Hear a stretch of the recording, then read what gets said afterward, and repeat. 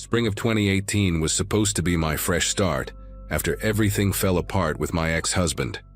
I'd been house hunting for months with what little I got from the settlement, scrolling through listings during lunch breaks at the accounting firm where I worked downtown. When I saw the foreclosed Victorian on Willow Court, priced at nearly half the market value for the neighborhood, I jumped on it immediately. My realtor, this overly enthusiastic guy named Brandon, who kept talking about his CrossFit achievements, seemed almost relieved when I said I wanted to make an offer without even asking too many questions. He mentioned something vague about the previous owners abandoning the property, but honestly, I was too focused on the original hardwood floors and the vintage clawfoot tub to care about the details. My sister called me reckless for buying a house sight unseen except for photos, but after sleeping on her couch for 3 months while the divorce finalized, I would have moved into a cardboard box if it meant having my own space again. Moving day came on a Tuesday in early April, and I remember thinking how perfect everything looked with the cherry blossoms blooming in the front yard. I'd hired these 2 college kids from Craigslist to help with the heavy stuff, and we spent the morning hauling boxes and furniture through the narrow hallways. Around noon, while I was unpacking dishes in the kitchen, I noticed this older woman standing on the sidewalk just staring at my house with her phone raised like she was taking pictures. She had this oversized sun hat and a floral dress that looked straight out of a gardening magazine, but something about the way she lingered there made me uncomfortable. When I stepped out onto the porch to ask if she needed something, she practically ran to her car, a silver sedan with one of those true crime podcast stickers on the bumper. I brushed it off as neighborhood curiosity. You know how people get when someone new moves in, especially in these tight-knit suburban areas where everyone knows everyone else's business. For the first 2 weeks, everything seemed normal enough, just the usual settling-in period with its share of minor annoyances. I figured out which floorboards creaked, learned that the upstairs bathroom faucet needed an extra twist to stop dripping, and discovered that the previous owners had painted over some truly hideous wallpaper in the dining room. But then the visitors started coming more frequently. Every morning when I left for work, there would be fresh flowers on my porch steps, usually cheap carnations from the grocery store, still in their plastic wrapping. At first I thought maybe Brandon, the realtor, was trying to be welcoming or something, but when I texted him about it, he seemed genuinely confused. Then came the weekend crowds, groups of 3 or 4 people who would park across the street and just stand there, pointing at different windows, taking pictures, sometimes even posing for selfies in front of my driveway. One guy, probably in his early 20s with a patchy beard and a backwards baseball cap, actually had the nerve to walk up my front path and peer through my living room window while I was watching TV on a Saturday afternoon. I finally lost it when I came home from work on a Friday to find at least a dozen people milling around on the sidewalk, some holding candles, others leaving teddy bears and handwritten notes against my fence. I marched out there, still in my office clothes and probably looking like I was about to murder someone myself, demanding to know what the hell was going on. Most of them scattered immediately, but this one woman, maybe mid-40s with box-dyed red hair and thick glasses, actually had the audacity to ask me how it felt to live in the murder house. My whole body went numb when she said that, like someone had dumped ice water straight into my veins. She pulled out her phone and showed me this true crime blog called Cold Cases and Hot Takes, with my house as the header image, except in the photo, there was yellow police tape across the porch and cop cars in the driveway. The headline read, "5th Anniversary of the Hartley Family Massacre. Will we ever find Lily?" That night I barely slept, just sat at my laptop reading everything I could find about what happened in my house. 5 years ago, almost to the day I'd signed the papers, Robert Hartley had killed his wife Jennifer and their 2 kids, 9-year-old twins named Lily and Lucas. The news articles were graphic in that sensationalized way local media gets when something this horrible happens in a quiet neighborhood.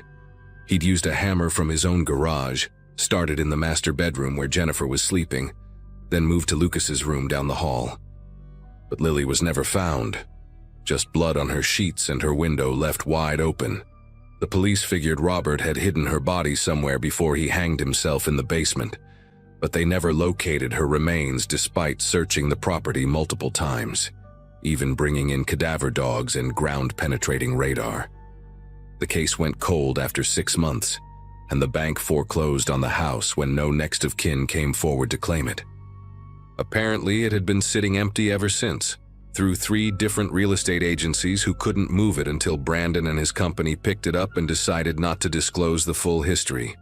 I spent that entire weekend in a weird daze, walking through my house and seeing it differently now, imagining where everything had happened. The master bedroom, my bedroom now, where I'd been sleeping for weeks in the same spot where Jennifer Hartley had died. Lucas's room, which I'd been using as a home office, setting up my desk probably right where his bed had been. And Lily's room, the smaller bedroom at the end of the hall that I'd been using for storage. Just boxes piled everywhere because I hadn't gotten around to organizing yet. Saturday morning, I decided to start renovating immediately. Not because I'm particularly brave or anything, but because I literally couldn't afford to move again. And maybe if I changed everything about the house, I could forget what had happened here. I started with the basement, figuring I'd turn it into a proper laundry room instead of the creepy, unfinished concrete cave it currently was. The water heater down there had been making these weird gurgling sounds anyway, so I called a plumber to come look at it Monday morning. The plumber, this burly guy named Frank who smelled like cigarettes and had grease permanently embedded under his fingernails, showed up around 10 while I was working from home. He went straight to the basement while I stayed upstairs on a conference call, but after about 20 minutes, I heard him calling for me with this edge in his voice that made me immediately mute my laptop. When I got down there, he was standing by the water heater with his flashlight aimed at the wall behind it, and his face had gone pale under his weathered tan. He asked me if I knew there was a space back there, and honestly, I had no idea what he was talking about until he showed me. Behind the water heater, someone had cut a hole in the drywall, maybe 3 feet by 3 feet, and covered it with a piece of plywood painted to match the wall. You'd never notice it unless you were specifically looking, and even then, the water heater blocked most of it from view. Frank said he wasn't going in there, not for any amount of money, and packed up his tools faster than I've ever seen anyone move. After he left, I stood there for probably an hour, just staring at that hidden entrance with a flashlight in one hand and my phone in the other, debating whether to call the police. But what would I say? That I found a hidden space in my murder house? They'd probably already searched it during the original investigation. Plus, some morbid part of me needed to know what was in there, needed to understand what I'd been living above for weeks. I pulled the water heater out just enough to squeeze behind it, my heart pounding so hard I could hear it in my ears, and pried the plywood away from the opening. The smell that came out was musty and sweet, like old paper and something organic that had long since dried out. My flashlight beam revealed a narrow space, maybe 6 feet by 8 feet, with a dirt floor and wooden beam supports. Someone had been living in there, or at least spending time there. There was a moldy sleeping bag in one corner, empty juice boxes scattered around, and a small pink backpack with unicorn patches half buried in the dirt. I crawled inside, even though every rational part of my brain was screaming at me to get out and call someone, anyone. The backpack was what drew me in, partially decomposed from moisture but still intact enough to open. Inside, I found a handful of crayons, a plastic bracelet with letter beads spelling Lily, and a small diary with a sparkly cover, the kind they sell at dollar stores. Most of the pages were stuck together from dampness, but I could make out some entries near the end that were still legible. The handwriting was careful, like a child trying their best to write neatly. The entry from about a week before the murders talked about how Daddy gets mean when he drinks the brown bottle drinks, and how Mommy cries in the bathroom but says she's okay. Another mentioned Lucas telling her about the secret space he'd found behind the water heater when they were playing hide and seek, how you could fit inside, if you were small enough. My stomach churned as I read these innocent observations from a 9-year-old who had no idea what was coming. But it was the last entry that made me drop the diary and scramble backwards out of that space so fast, I scraped my palms on the concrete. The date was the night of the murders, written in shaky pencil. Daddy is being scary tonight. He hit Mommy, and she fell down and won't wake up. Lucas tried to run, but Daddy caught him. I remembered the hiding place. I can hear him calling for me, but I won't come out. I won't let him find me this time. Now I know how to stay quiet. The wall next door is soft dirt. I can dig with the garden spoon I brought. Cora next door makes cookies on Sundays. Maybe if I dig far enough, I can get to her house. I have my juice boxes and fruit snacks from lunch. I'll be quiet like when we play the quiet game. Below that was a crude drawing of what looked like a tunnel, with an arrow pointing toward a house with flowers. When I shined my flashlight toward the back corner of the space past where the sleeping bag was, I could see it clearly. A child-sized tunnel had been dug into the earth, heading in the direction of the neighbor's property. I called the police immediately, my whole body shaking as I tried to explain what I'd found. Within an hour, my house was swarming with cops, detectives, and crime scene techs. They brought in special equipment and confirmed what the diary suggested. The tunnel extended about 15 feet toward the neighbor's property before it collapsed, probably within days of being dug. The lead detective, a woman with tired eyes and gray streaks in her black hair, told me they found small bones in the collapsed section, along with a garden spoon and the remains of more juice boxes. Lily had tried to dig her way to safety, but died in that tunnel, either from the collapse or from dehydration, alone in the dark while the whole town searched for her. The neighbor, Cora, had moved to Florida 3 years ago, never knowing that a desperate little girl had been trying to reach her house, trying to reach the lady who made cookies on Sundays. They reopened the case, of course, though there wasn't much left to investigate since Robert Hartley was already dead. The media circus that followed was insane, with news vans parked outside for weeks, and my phone ringing constantly with interview requests I never answered. I stayed with my sister during the worst of it, but eventually, I had to go back. Not to live. I could never sleep in that house again, but to pack everything up and sign it back over to the bank. They offered to let me out of the mortgage without penalty given the circumstances, and I took it without hesitation. Before I left for the last time, I stood in that basement and thought about Lily, how she'd been brave enough to hide, smart enough to try to escape, but ultimately just a scared 9-year-old who wanted to get to the nice neighbor lady's house. I left flowers by the hidden entrance, white daisies because I didn't know what she liked, and whispered an apology for not finding her sooner.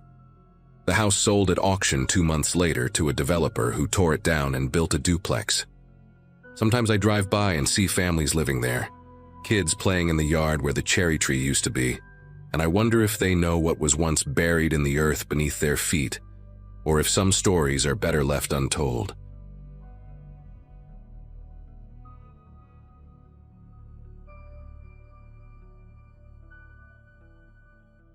My realtor kept checking his watch while handing me the keys to the Victorian on Sycamore Drive, like he had somewhere more important to be than closing on a property that had been sitting empty for 3 years. I'd graduated college in 2007, right into the recession, and it took me until 41 to save enough for even this foreclosure in northern Michigan, a house the previous owner had abandoned along with everything they owned. I remember thinking that was strange, leaving furniture and clothes and dishes behind, but the price was right, and I needed somewhere to start over after my marriage fell apart. That Friday in October, I pulled into the cracked driveway with my car loaded down with cleaning supplies and power tools, ready to spend the weekend gutting the place and making it livable. I chose the master bedroom first because I needed at least one decent room to sleep in while I worked on the rest. The wallpaper looked like something from a fever dream, this sickly green pattern of flowers that seemed to shift in your peripheral vision, peeling away from the walls in long tongues. When I got my scraper under the edges, whole sections came off like dead skin, revealing another layer underneath. Baby blue roses this time. Then below that a stripe pattern in brown and gold. Layer after layer, 7 deep by my count, each one someone else's attempt to cover up what came before. My shoulders burned from reaching up to the crown molding, and the floor around me looked like a paper graveyard, but I kept scraping, needing to see the original wall, needing to get down to something solid and real. When I finally reached what should have been plaster, my scraper hit something that made me step back. The wall wasn't white or beige or any normal color. It was stained dark brown in irregular patches, and the stains had a texture to them, thick and flaky like old paint that had bubbled and dried. I grabbed my work light and held it close, trying to make sense of what I was seeing, and that's when the pattern became clear. Handprints. Dozens of them, maybe hundreds, pressed into the wall in what looked like dried blood, overlapping each other in a chaotic sprawl that went from floor to ceiling. Some were adult-sized, fingers spread wide like they were pushing against something, but others were small, child-sized, and those made my throat close up because they weren't just pressed against the wall, they were dragging downward, leaving streaks like someone had been sliding down. I told myself it had to be paint, some weird art project from the 60s when people did stuff like that.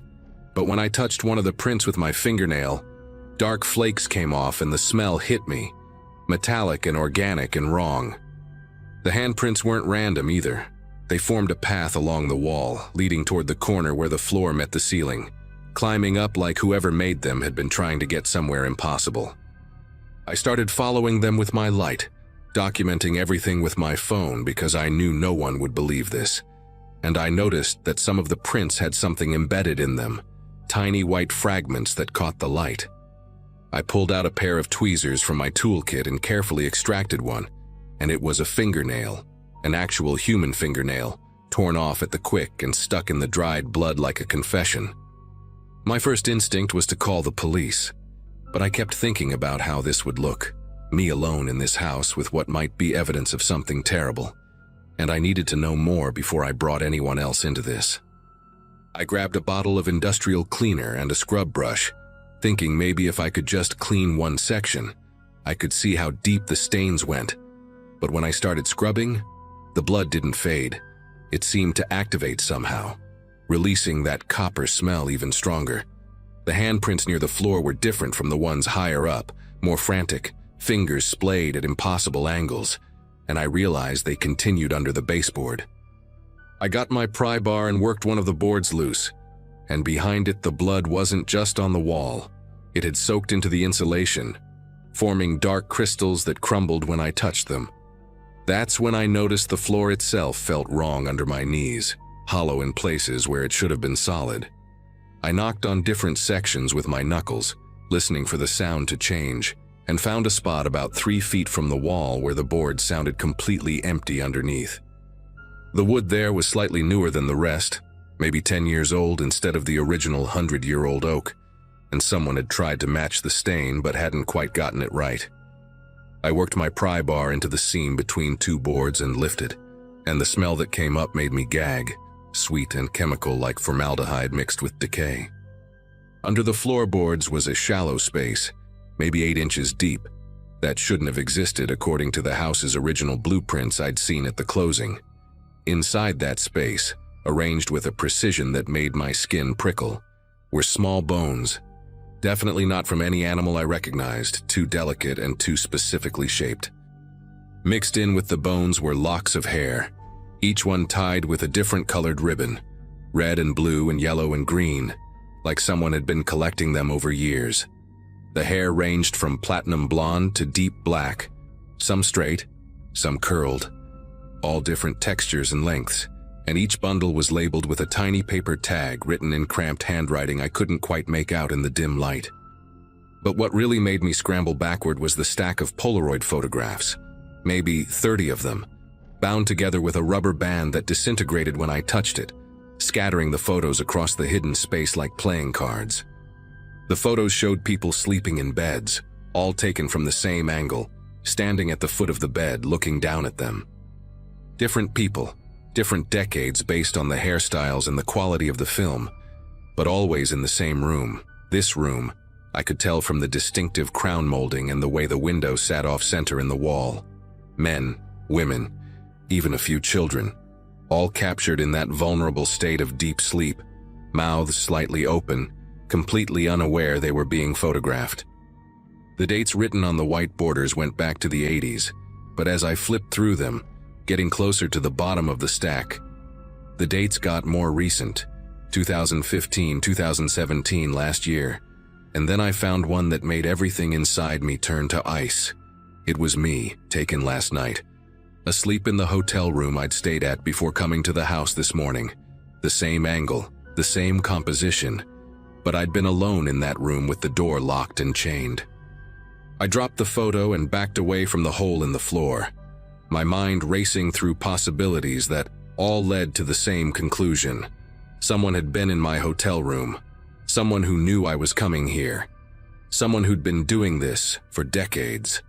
The realtor's eagerness to hand over the keys suddenly made sense, and I remembered how he'd mentioned the previous owner's disappearance like it was just another detail, not the massive red flag it should have been. I grabbed my phone to call 911, but there was no signal, which was impossible because I'd had full bars just an hour ago when I'd texted my sister a photo of the house's exterior. The landline downstairs that I'd seen during the walkthrough, an old rotary phone that the realtor said still worked.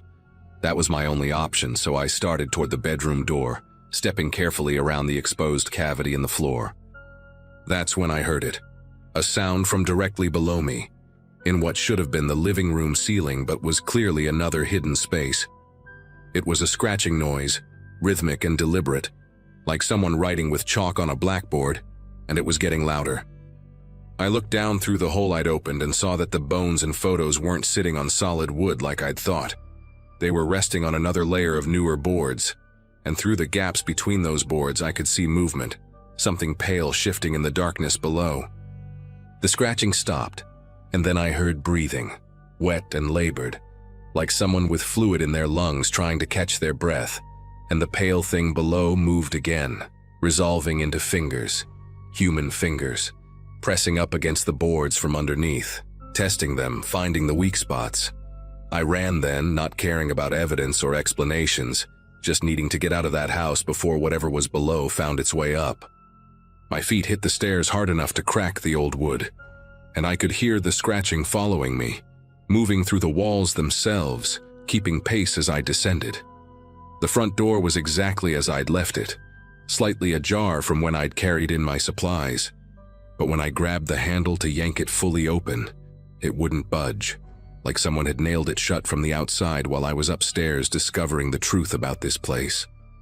Behind me I heard wood splintering, boards being pushed up from below, and a voice, hoarse and barely human, saying my name, not calling it but tasting it, like it was something they'd been waiting years to say out loud.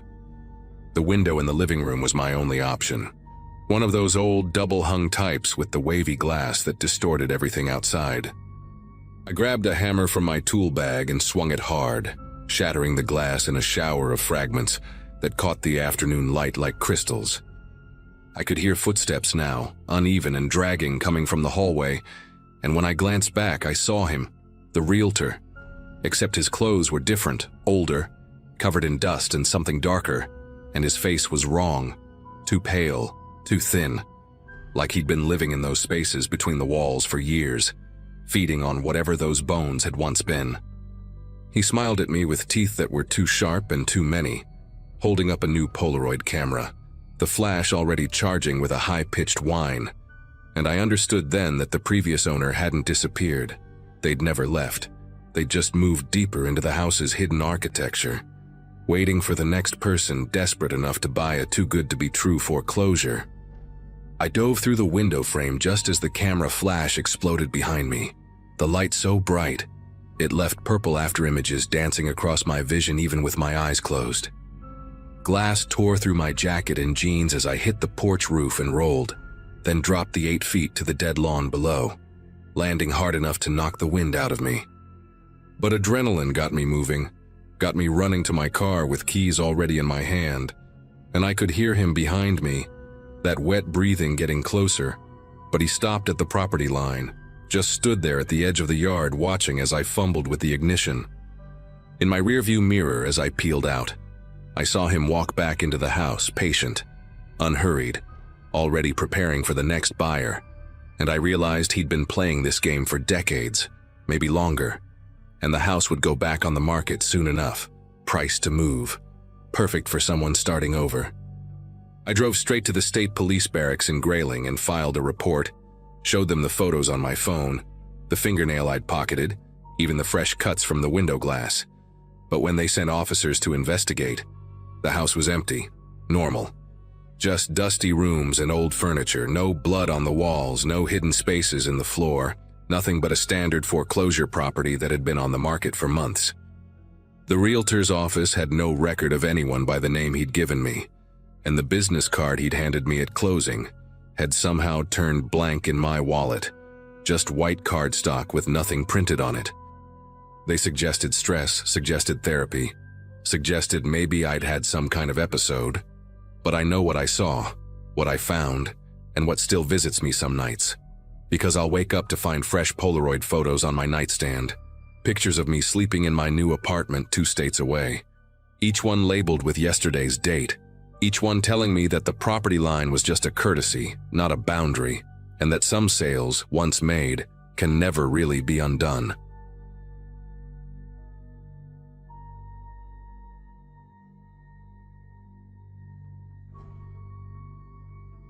Everyone said I was crazy for buying that Victorian on Chestnut Avenue, especially sight unseen from an estate auction. But after my company relocated me to Portland in spring of 2022, I needed something to keep me busy on weekends. 29 and recently divorced, rattling around in some sterile apartment wasn't how I planned to start this new chapter. When I saw the listing photos of peeling wallpaper, original hardwood floors buried under decades of grime, and that gorgeous wraparound porch practically begging to be restored, I knew I'd found my project. My brother Kevin flew out from Denver to help with the initial assessment, took one look at the place, and immediately started listing all the reasons I should run. But something about those tall ceilings and arched doorways spoke to me, whispered promises of what it could become with enough sweat and determination. I started with the main parlor that first Saturday in June, the room where the previous owners had installed this hideous electric fireplace insert sometime in the 70s, completely butchering what must have been a beautiful original hearth.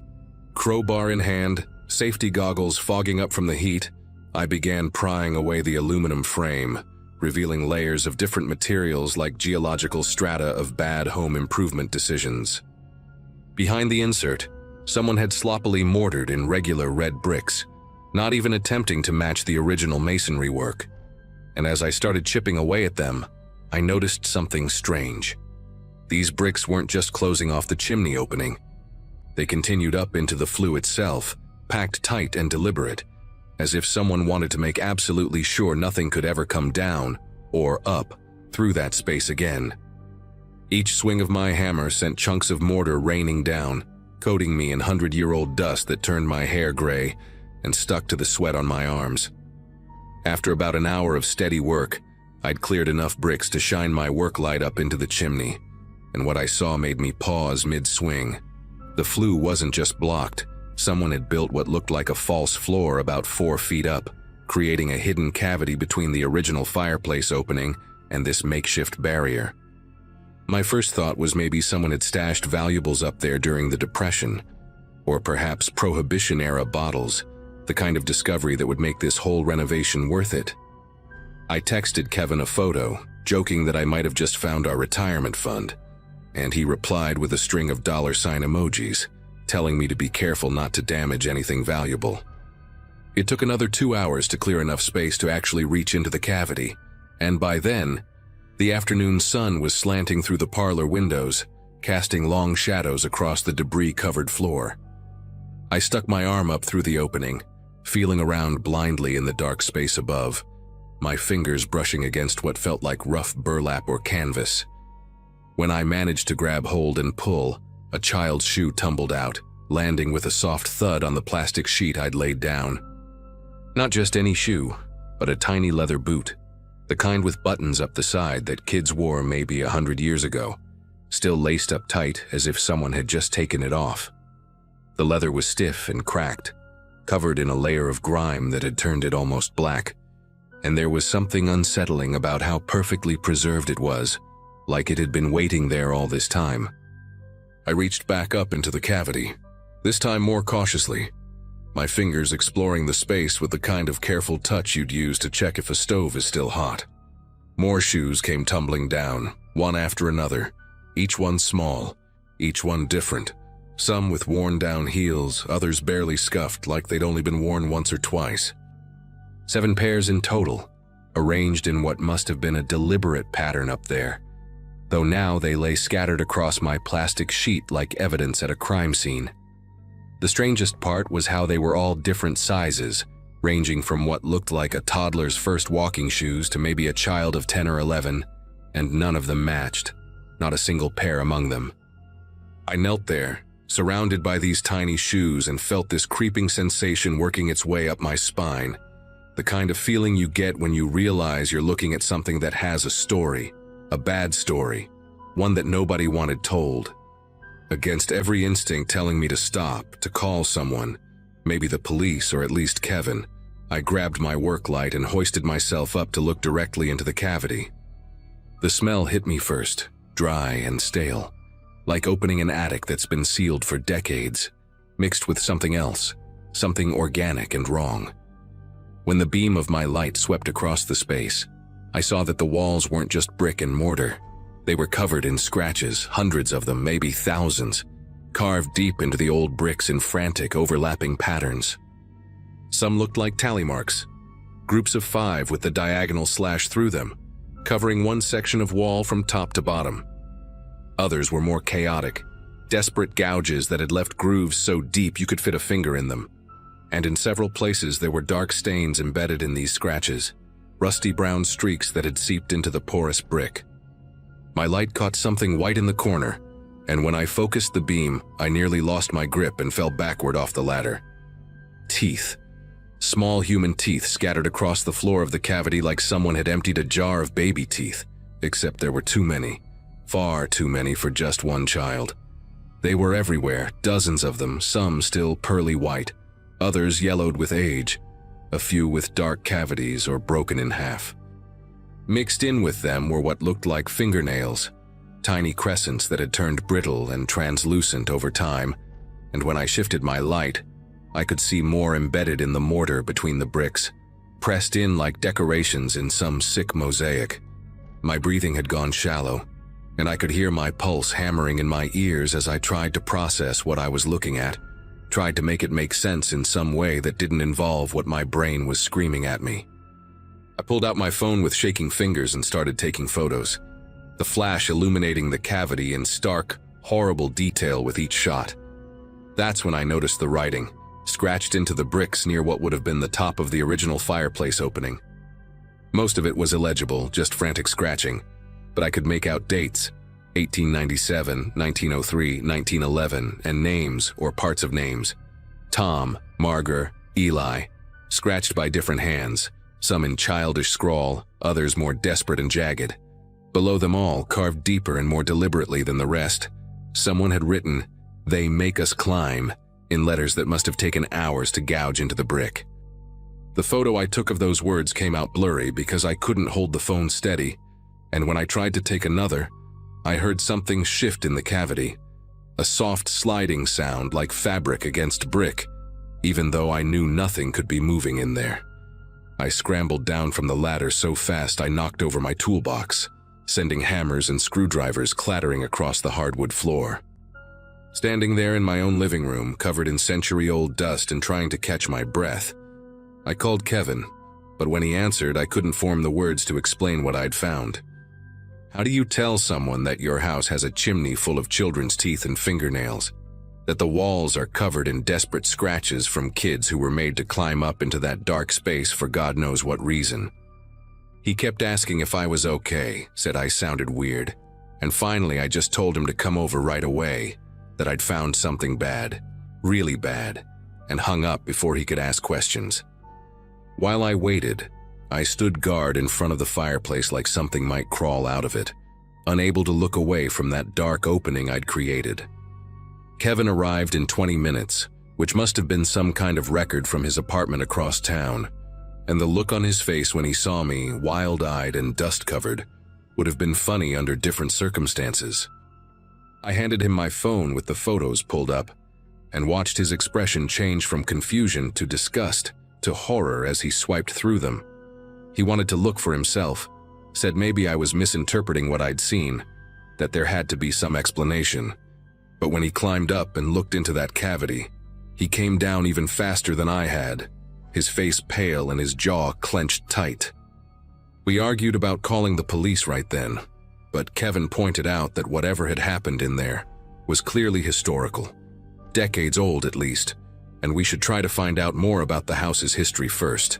Maybe contact the Historical Society or check old newspapers, because involving the cops would mean our renovation would turn into a crime scene investigation. We spent the rest of that night at the Portland Library's archive section, going through old newspapers on microfilm until our eyes burned from staring at the screen.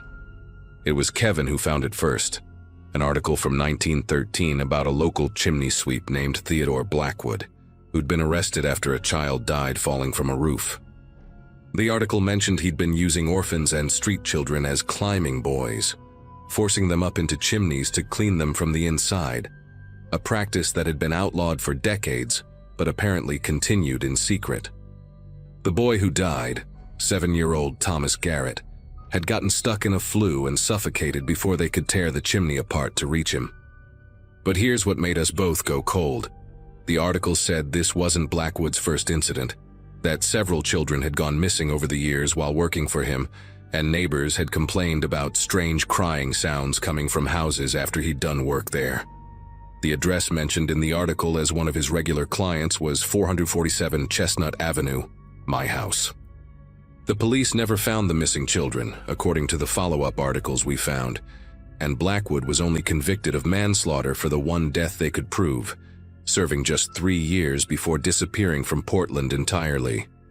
But we found his obituary from 1924, died in a fire at a boarding house in Seattle, and there was a quote from his landlady saying he'd been raving about the children in the walls and their little fingers scratching right before the fire started. Kevin and I looked at each other across that library table, both thinking the same thing.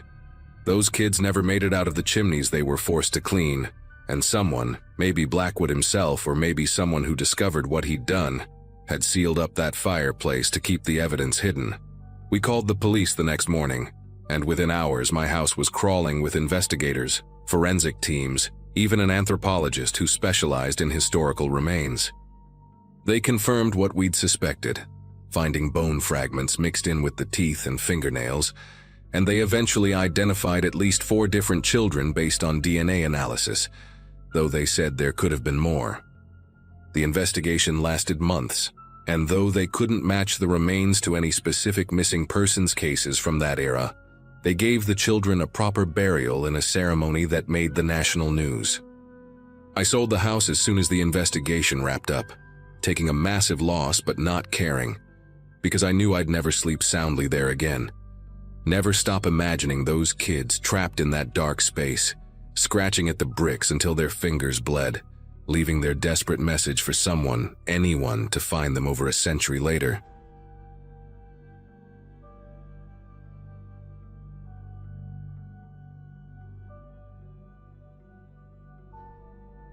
November of 2023 was when I finally pulled the trigger on buying my first house, a modest 3-bedroom ranch at the end of Birchwood Circle. After my promotion to regional sales manager earlier that year, I could finally afford something decent, and this place checked all the boxes. Quiet neighborhood, mature trees, that classic American dream setup with the cul-de-sac where kids could play street hockey without worrying about through traffic. My realtor, a chatty woman named Deborah, mentioned the house had been on the market for 8 months, which seemed odd given how nice it was. But she said the seller was motivated and I wasn't about to question my good fortune.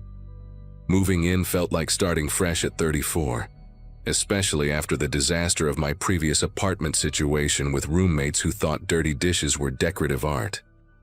I remember thinking this was it, the real adult beginning I'd been working toward since college. My first week there, I met the Prestons next door while I was trying to figure out why my lawnmower wouldn't start. Keith Preston walked over with his teenage son Nathan, both of them wearing matching polo shirts like they'd stepped out of a catalog, and within 5 minutes Keith had the mower purring like new. His wife Melissa brought over brownies that evening with their daughter Grace, maybe 12 years old. who kept twirling her hair around her finger while staring at me with these huge green eyes. They seemed like the perfect suburban family, almost aggressively normal in that way, that makes you wonder if they practice their smiles in the mirror. Keith worked in insurance, Melissa homeschooled the kids, they invited me to their church, their barbecues, even offered to collect my mail when I traveled for work. I thought I'd hit the neighbor jackpot, especially compared to my last place where the guy upstairs played death metal at 3 in the morning and the couple next door had screaming matches that could wake the dead. Everything changed on my 9th night in the house when my bladder woke me up around 2:45. I stumbled to the bathroom, still mostly asleep, and as I passed my bedroom window, something outside caught my eye. There in my backyard, right at the edge where my property met theirs, stood all 4 Prestons in a perfect line. Keith on the left, then Melissa, Nathan, and little Grace on the end, all of them in their pajamas despite the 40-degree weather. They weren't moving, weren't talking, just standing there staring directly at my bedroom window with their arms hanging straight down at their sides like mannequins someone had arranged on my lawn. The moonlight hit their faces in this awful way that made their eyes look completely black, and none of them were blinking.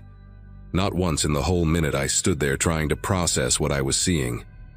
I actually rubbed my eyes like some cartoon character, because this had to be a dream, or maybe I was having some kind of episode from the stress of moving. But when I looked again, they were still there, and now I could see their breath making little clouds in the cold air, which somehow made it worse because it proved they were real. They were alive. They were choosing to stand there in the freezing dark, staring at my window. My first instinct was to open the window and yell down at them, ask what the hell they were doing, but something in my gut told me not to let them know I was awake. Instead, I grabbed my phone and started recording, keeping the screen brightness all the way down so they wouldn't see the glow. The timestamp showed 2:47 a.m., and I filmed them for 5 solid minutes, during which they never moved, never shifted their weight, never even seemed to breathe deeply enough to move their shoulders. At exactly 3:05 a.m., like someone had flipped a switch, they all turned in perfect synchronization and walked single file back to their house. Not a word between them, not a glance at each other. Just this robotic march through the gap in our fence and into their back door. I stayed at that window for another hour, replaying the video over and over, zooming in on their faces, trying to find something that would make this make sense. Were they sleepwalking? Some kind of religious thing? A prank? But the way they'd stood there, the precision of it, the way little Grace hadn't fidgeted even once when normally she couldn't sit still for 30 seconds, none of it added up to anything rational. I didn't sleep the rest of that night, just sat there with every light in my bedroom on, waiting for sunrise like it would somehow erase what I'd seen. Next morning, I was running on coffee and adrenaline when Keith knocked on my door to borrow my hedge clippers. He looked exactly like he always did. Khakis and a button-down, that practiced smile, asking about my work trip next week and whether I'd caught the game last night. I wanted to grab him by his perfectly pressed collar and demand an explanation, but instead, I heard myself making small talk while studying his face for any sign that he knew I'd seen them. When I casually mentioned I'd had trouble sleeping, asked if they'd heard any weird noises around 3 a.m., he just tilted his head like a confused golden retriever and said they'd all been dead to the world by 10:30. Melissa appeared behind him with a casserole dish, said I looked tired, insisted I take her homemade lasagna, and the normalcy of it all made me question my own sanity. Maybe I'd dreamed it. Maybe the stress of buying a house had triggered some kind of hallucination. Maybe I needed to lay off the late-night coffee. But that night, I set up my laptop facing the window with the camera recording, and sure enough, at 2:47 a.m. on the dot, there they were again. Same formation, same vacant stares, same 18 minutes of absolute stillness before their synchronized departure. This time I noticed more details through the zoom lens. They were barefoot despite the frost on the grass. Their pajamas were different from the night before, so this wasn't some weird recording or trick of light. And their eyes never tracked anything, just stayed locked on my exact window even though my blinds were drawn. I watched it happen every single night for a week, building up a folder of recordings labeled by date, each one showing the same exact pattern. During the day, they remained the picture-perfect neighbors, and I became an increasingly paranoid mess, drinking energy drinks to stay functional at work while setting up more cameras, different angles, even a motion sensor that confirmed 4 human heat signatures standing in formation for exactly 18 minutes. On day 8, I couldn't take it anymore and decided to break the pattern. I stayed at a hotel that night, but I left my cameras running, and when I reviewed the footage the next morning, my stomach turned to ice. They were there at 2:47 a.m. as usual, but this time they weren't alone. Behind them, barely visible in the darkness, stood 3 translucent figures, rippling like heat mirages but distinctly human-shaped, and they were standing in my bedroom, right where I would have been sleeping. The Prestons weren't watching me at all. They were watching something that was already inside my house, something that became visible only when I wasn't there to see it. I played that footage back 20 times, adjusting the contrast and brightness until I could make out more details of those figures. And each one had its face pressed against the inside of my bedroom window, looking out at the Prestons like they were having some kind of silent communication. I drove straight to the county records office that morning, told them I was researching my house's history for insurance purposes, and what I found made me sit down hard on their uncomfortable plastic chair. 3 previous owners, all of them dying in their sleep over the past 30 years. James Hartwell in 1994, massive heart failure at age 41. Monica Zhao in 2008, sudden respiratory arrest at 37. Douglas Brennan in 2017, brain aneurysm at 45. All of them found in the master bedroom, all of them discovered in the morning with no signs of struggle, no previous health conditions that would explain such sudden deaths. The clerk, an older woman with rhinestone glasses, leaned in close and whispered that locals called it the Nightmare House, said people would cross the street rather than walk past it. When I asked about the Prestons, she pulled up their records. They'd bought their house in 1993, 1 year before the first death, and had never once been late on property taxes, never filed a complaint, never appeared in any police reports. I spent the rest of that day in my car, parked down the street, afraid to go back inside but needing answers. Around sunset, Nathan Preston jogged past my car, and when he saw me, he stopped and tapped on my window with one knuckle, that same practiced smile on his teenage face.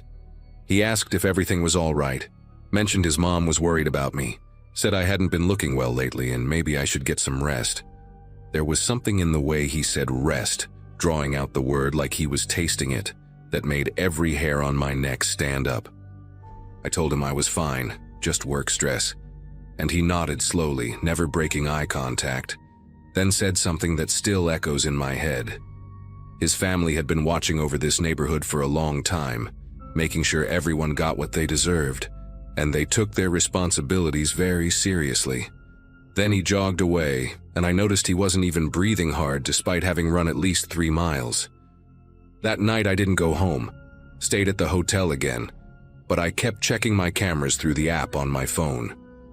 At 2:47 a.m., the Prestons were there as always, but this time I could see the 3 figures in my bedroom more clearly, and they were agitated, moving around the room, pressing against the walls like they were trapped.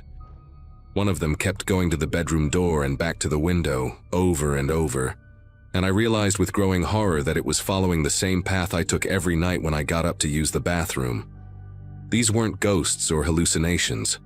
They were somehow recordings or echoes of the previous owners, stuck in some kind of loop, and the Prestons were keeping them contained, watching them like guards watching prisoners. When 3:05 came and the family walked back to their house, the figures in my bedroom collapsed to the floor and stayed there completely still until they faded away just before dawn. I never went back to that house.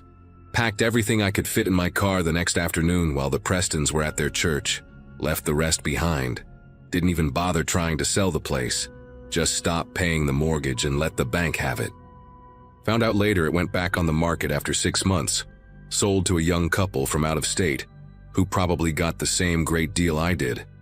I check the obituaries sometimes, waiting to see their names, wondering if the Prestons are still standing guard every night, still making sure everyone gets what they deserve. whatever that means. Some nights I wake up at exactly 2:47 a.m. wherever I'm living, and I wonder if they're watching someone else now, or if those things in the bedroom are still there, still trapped, still walking the same paths their bodies walked before they died. All I know for certain is that the Prestons knew exactly what they were doing, had been doing it for 30 years, and they'll keep doing it until someone stops them, or until there's no one left to watch.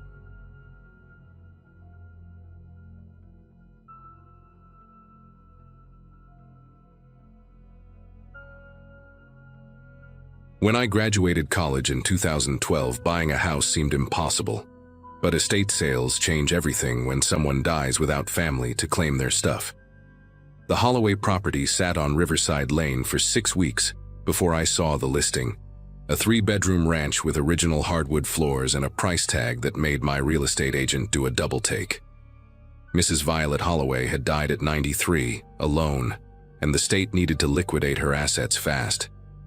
I toured it on a Wednesday morning in April, signed papers by Friday, and moved in the following week with my cat, Pepper, and whatever furniture fit in my sedan. The neighborhood felt sleepy in that comfortable way, with tall oaks lining the street and neighbors who waved but didn't pry. I worked remotely as a software developer, which meant my days blended together in a comfortable routine of coffee, code, and video calls. The house needed work, sure, but it was mine. The first note appeared 4 days after I moved in. I woke up around 7, stumbled toward the kitchen for coffee, and nearly stepped on the small rectangle of paper lying just inside the front door. The handwriting was shaky, done in pencil on what looked like paper torn from an old notebook, the edges rough and uneven. It said, "You changed the kitchen." That was it. No signature, no explanation. I picked it up, turned it over, found nothing else. My stomach did this weird flip because, yeah, I had changed the kitchen. The avocado green cabinets were the first thing I painted over, replacing them with clean white. I told myself it was probably a former neighbor, someone who had been close to Mrs. Holloway and felt sentimental about the house. Maybe they had a key from years ago. I checked the locks anyway, made sure everything was secure, and tossed the note in the recycling. Weird, but not worth panicking over. People get attached to places. I got that. The second note came 3 days later. Same paper, same pencil, same shaky handwriting slipped under the door sometime during the night. "I don't like your furniture." This one hit different because how would someone know what furniture I had unless they were looking through my windows? I checked every window in the house, made sure the curtains were drawn at night, and started feeling paranoid about the big bay window in the living room that faced the street. My couch was new, a gray sectional I bought on sale because the old floral one from Mrs. Holloway's estate sale photos gave me the creeps. I called a locksmith that afternoon, had him change every single lock in the house, deadbolts included. He was this older guy with calloused hands who told me the previous locks were original to the house, probably 40 years old, easy to pick if someone knew what they were doing. That made me feel better and worse at the same time. Better because new locks meant security. Worse because it confirmed someone could have been getting in. I started paying attention to everything. Every creak in the floorboards, every shadow that moved wrong, every car that parked too long on the street.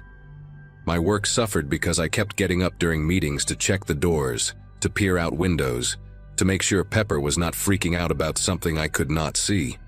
She was a good cat, usually chill, but she started acting strange around the same time the notes began. She would sit in the hallway staring at the basement door, ears flat, tail puffed. I had not gone down to the basement much since moving in.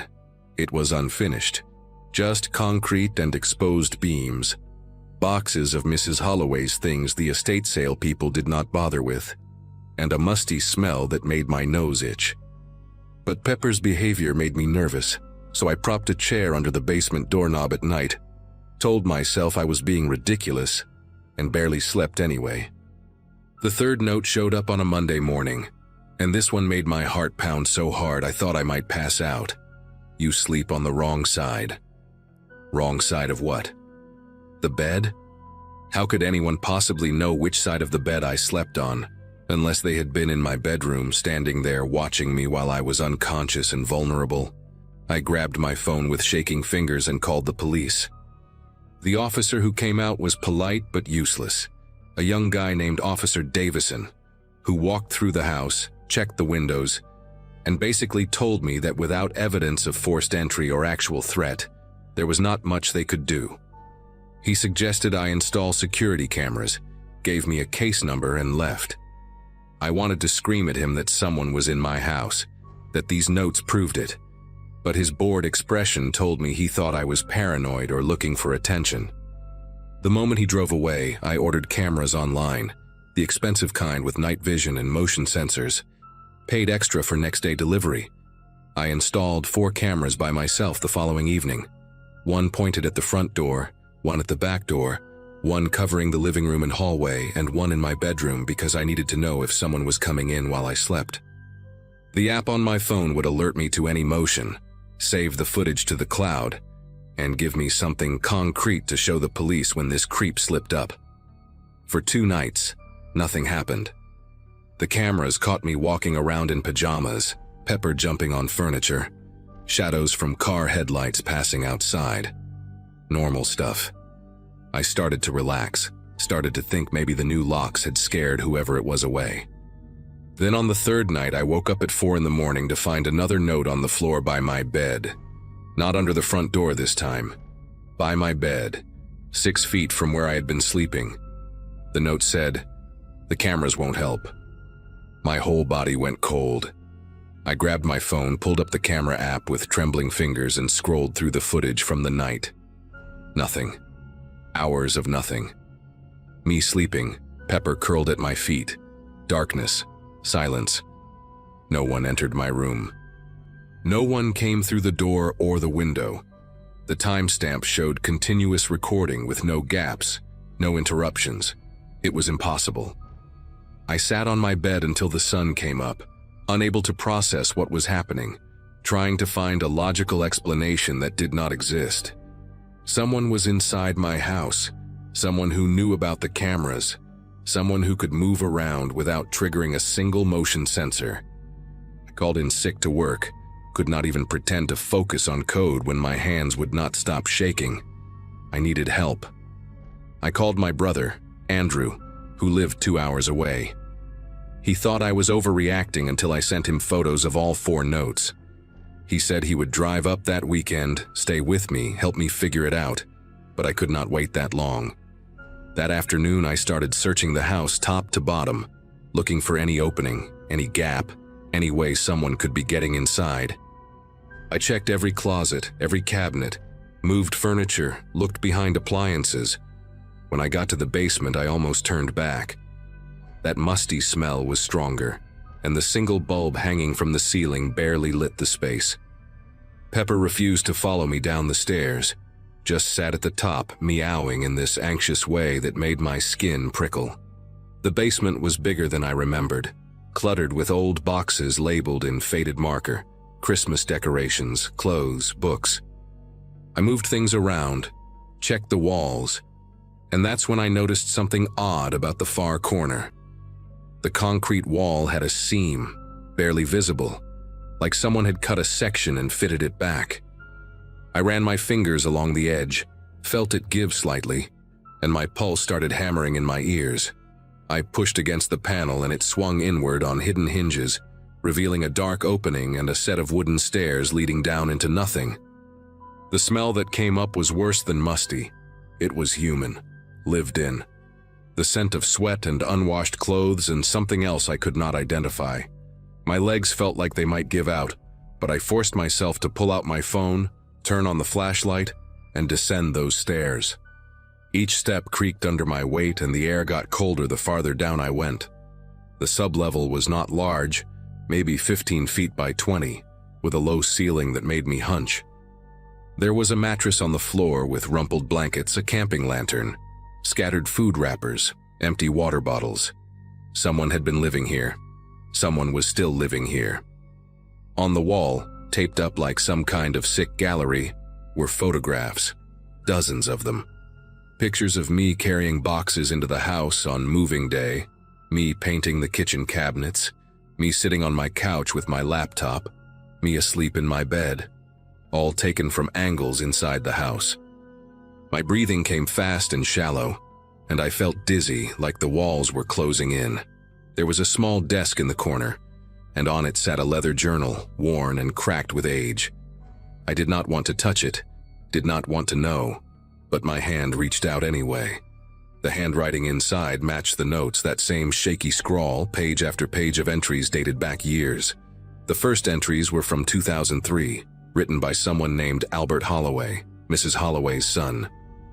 I remembered the estate lawyer mentioning him briefly, saying he had died in a car accident in 2005, that Mrs. Holloway had lived alone for decades after losing her only child.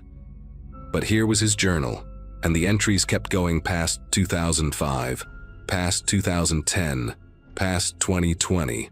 The recent ones were disturbing, talking about his mother dying, about the house being sold, about me. The last entry was dated yesterday, written in that shaky hand. She doesn't know I never left. I dropped the journal and ran. I did not think, did not plan, just scrambled up those stairs, through the basement, up to the main floor, grabbed Pepper and my car keys, and got out of that house. I sat in my car in the driveway, shaking so hard I could barely hold my phone, and called 911. This time I did not get a bored officer. I got 3 squad cars, an ambulance on standby, and eventually a SWAT team because I told them someone was living in my basement and had been stalking me for weeks. They went in with guns drawn, cleared the main floor, then the basement, then found the hidden panel. I watched from behind a police car, clutching Pepper's carrier, as officers descended into that sub-level. They were down there for 20 minutes. When they came back up, they had a man in handcuffs, skinny and pale, with long, greasy hair and a beard that reached his chest. He looked like he was 60, but moved like someone younger. Albert Holloway. Alive. He did not struggle, did not say anything, just stared at the house as they loaded him into the police car like he was saying goodbye. The detectives told me later that Albert had faked his death in 2005, some kind of psychotic break after a fight with his mother. He had been living in that sub-level for 20 years, coming up at night when Mrs. Holloway was asleep, stealing food, using her bathroom, existing like a ghost in his own house. After she died, he just stayed, watching the estate sale people come and go, watching me move in, furious that I was changing his home. The surveillance photos went back to my first day there. He had been watching me sleep, eat, work, live, from hidden vents and gaps in the walls that connected to his little dungeon. They found tools down there, books, even a small radio. A whole life built in secret. I sold the house within a month, took a loss, did not care. Albert was charged with stalking, breaking and entering, a bunch of other things. Last I heard, he was in a psychiatric facility. I live in an apartment now, 4th floor, new building, no basements.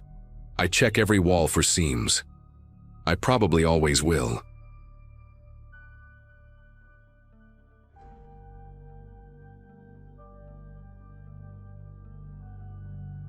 The auctioneer's gavel hit the podium at $63,000, and just like that, I owned 4 acres of overgrown Wisconsin farmland with a house I'd only seen in grainy photographs.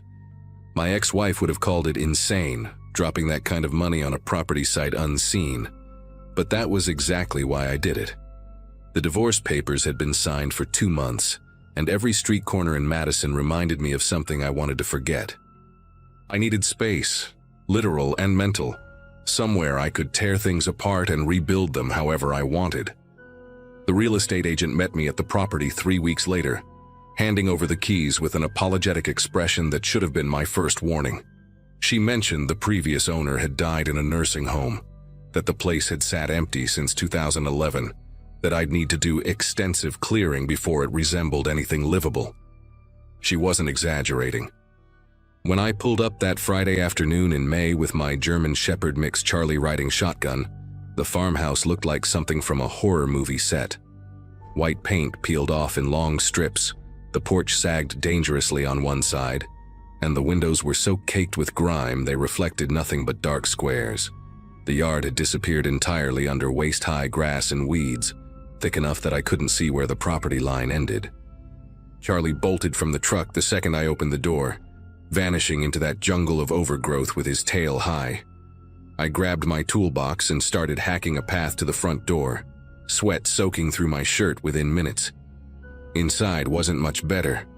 Dust covered every surface in a thick blanket, the hardwood floors were scarred and stained, and the kitchen appliances looked like relics from the Nixon administration.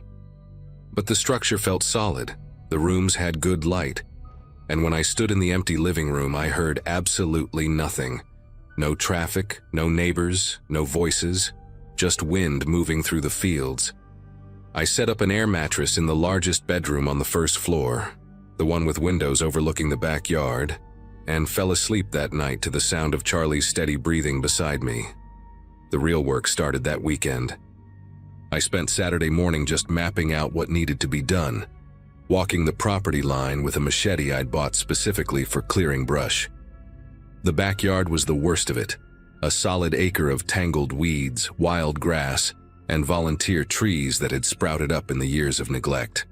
An old wooden shed stood near the back fence, its roof partially collapsed, surrounded by vegetation so thick I almost missed it entirely.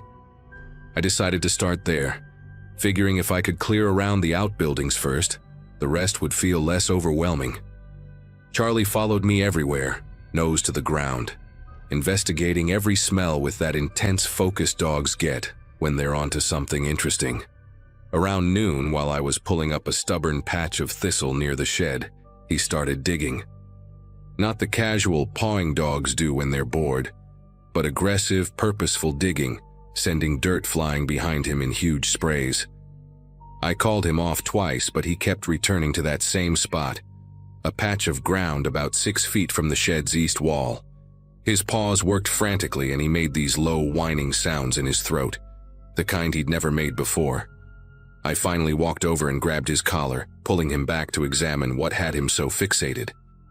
The dirt there looked different, darker and more compact than the surrounding soil, almost like it had been disturbed and then settled differently over time. I figured maybe the previous owner had buried trash there, or maybe there was an old septic line Charlie could smell.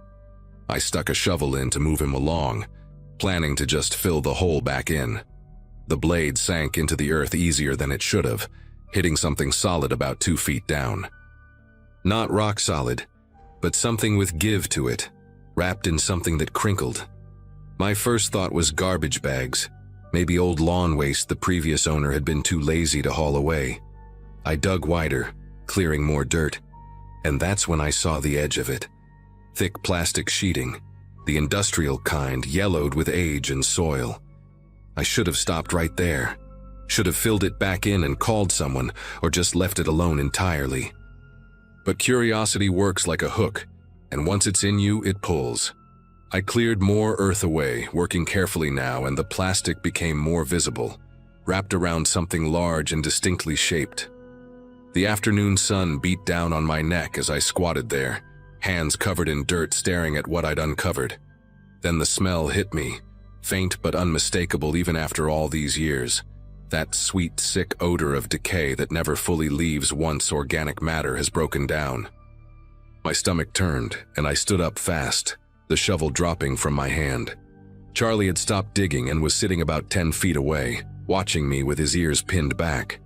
I pulled my phone from my pocket with shaking fingers and dialed 911, my voice coming out steadier than I expected when the dispatcher answered. I told her I'd found something buried in my yard, that I thought it might be human remains, and she kept me on the line while she sent units out.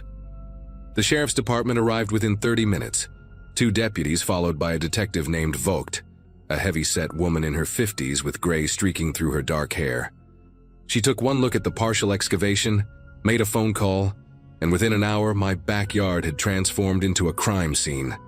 Yellow tape, evidence markers, a team in white suits carefully removing layer after layer of dirt and plastic. They made me wait on the front porch with Charlie while they worked, and I sat there for hours, watching vehicles come and go, watching more people show up with cameras and equipment. Detective Vogt came to talk to me around sunset, her face giving nothing away.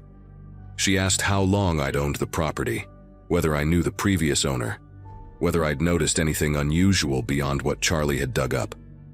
I answered everything honestly, showed her my auction paperwork, explained that I'd moved in less than a week ago.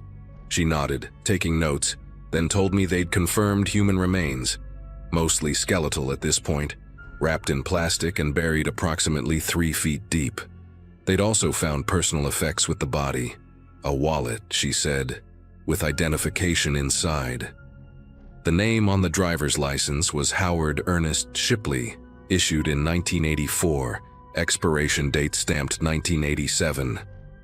The photo showed a thin man with dark hair and a mustache, the kind of grainy Department of Motor Vehicles picture that makes everyone look vaguely criminal.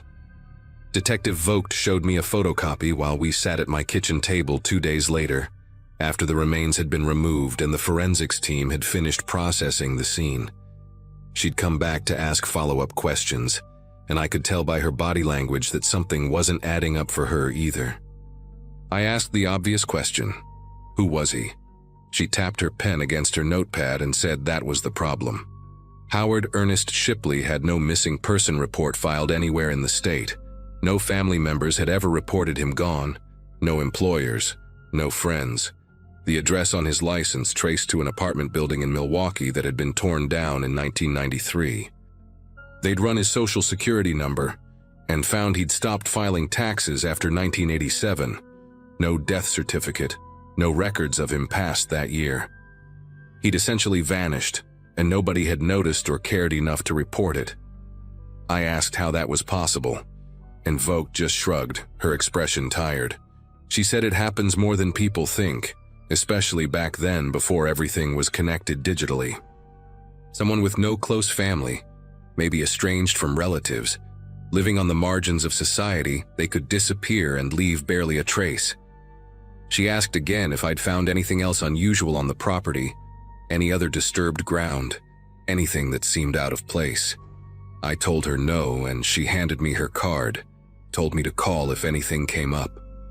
The forensics team had determined the body had been there since at least the late 80s, based on the plastic degradation and soil samples, which meant whoever buried Howard Shipley had done it decades ago, probably when the previous owner still lived here. That previous owner, an elderly man named Vernon Hastings, had died in a nursing home from Alzheimer's complications, according to the county records Vogt showed me. No family, no visitors in his final years. His property sold at auction to settle his care facility debts. If Vernon had known anything about what was buried in his backyard, he'd taken that knowledge to his grave. The investigation would continue, Vogt assured me, but without leads or witnesses, she admitted it would likely go cold. I thanked her for the information, walked her to her car, and spent the rest of that evening sitting on my porch, staring at the filled-in hole near the shed where someone had buried a human being and hidden it for 30-plus years. The first letter arrived on a Wednesday, about 10 days after they'd removed the remains. I'd been forcing myself into a routine, trying to make the house feel normal despite what had happened. I'd finished painting the living room, replaced some rotted boards on the porch, spent my days doing anything to avoid thinking about the fact that someone had died on my property and been hidden there for longer than I'd been alive. The envelope was in my mailbox when I went to check it that afternoon. Plain white, no return address. My name and address written in neat block letters with blue ink. No stamp, which meant someone had placed it directly in the box. I opened it standing right there at the end of my driveway, figuring it was probably a notice from the county or something related to the investigation. Instead, I found a single sheet of lined paper, the kind you'd tear from a spiral notebook, covered in that same precise handwriting. It read, "He begged for 3 hours before I used the hammer. You sleep 8 feet from where I made him stop. The closet in your bedroom still has the blood under the carpet. Check behind the baseboard on the north wall." My hands went numb holding that paper, the words blurring as I read them again, trying to make them mean something other than what they clearly stated.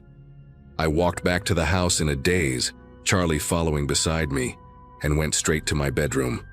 The closet was empty except for the few clothes I'd hung up and some boxes I hadn't unpacked. I turned on the light and examined every inch of the carpet, a dirty beige shag that had probably been there since the 70s.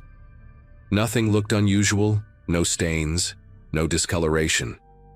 I knelt down and ran my hands along the baseboard on the wall that faced north, and about 3 feet from the corner, I felt it. The board was loose, barely noticeable unless you were looking for it. I used a screwdriver to pry it away from the wall, and the carpet behind it pulled up easily, like it had been removed and replaced before. Underneath, the original floorboards were stained dark brown, the kind of staining that soaks deep into wood grain and never fully comes out. I stared at those stains for a long time, my mind racing through the implications. Someone had written to me describing a murder, had known exactly where evidence remained, and had put that letter in my mailbox personally. I called Detective Vogt immediately, reading her the letter over the phone, and she told me to lock my doors and stay inside until she arrived. She was there within 40 minutes with 2 deputies, and they photographed everything, took the letter as evidence, and removed a section of the stained floorboard for testing. Vogt asked if I had security cameras, and when I said no, she suggested I install them immediately.